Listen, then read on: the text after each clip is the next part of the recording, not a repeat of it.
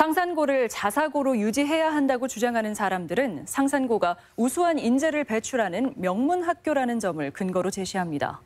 그런데 어떤 학교가 명문일까요? 상산고는 명문 학교가 맞는 걸까요?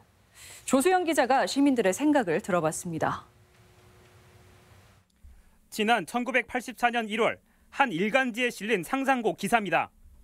상산고가 1회 졸업생을 배출했다는 건데 서울대에 50명을 진학시켜 지방 명문으로 거듭났다고 소개합니다. 서울대 진학률을 명문학교의 보증수표로 여기는 것은 우리 사회 뿌리 깊은 인식. 최근 3년간 연평균 40명의 학생을 서울대에 보낸 상산고에 대한 우호적인 여론으로 이어지기도 합니다. 명문이라고 해서 남길 필요가 있는 게 아니라 이제 그거의 실적을 봐야죠. 제가 봤을 때는. 이제 만약에 얘가 남길 만한 가치가 있으면 남기는 거고 이제 그렇지 않으면은 일반 고로. 이름 있는 학교다 하면은 벌써부터 사회의 국회의원이나 그런 연결관에서도 이어짐으로 해가지고 전주의 발전에 대해서 많은 인물들이다. 명문은 이름 있는 좋은 학교라는 뜻인데 우수 인재를 많이 배출한다는 상산고는 명문학교일까?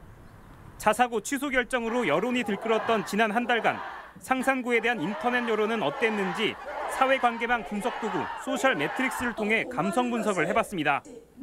무너지다, 비인간적, 불법처럼 부정적 이미지의 단어들이 자사고를 취소해야 한다는 여론의 한 축을 형성한 것으로 보입니다.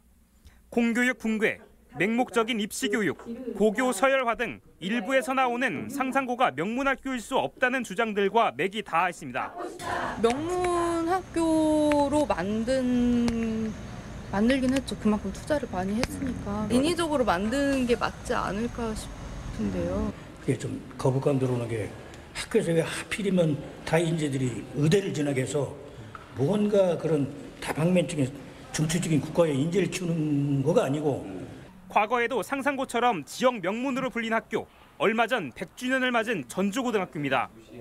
고교 평준화 이전 서울이나 광주에서도 유학을 올 정도로 전국의 우수 학생들이 몰렸고 서울대 입학생을 압도적으로 많이 배출하며 전국적인 명성을 얻었습니다.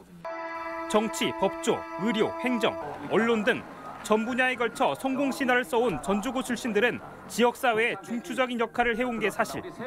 하지만 동시에 전주에서는 전고 아니면 안 된다는 말이 나올 만큼 끼리끼리 문화와 선민의식을 조장한다는 비판을 받는 것도 현실입니다. 핵심 권력과의 친분이 지역사회 내에서 개인의 사회적 지위와 연결되는 현 시점에서 자사고 또한 특정 학연 네트워크를 구축하게 될 가능성이 높습니다.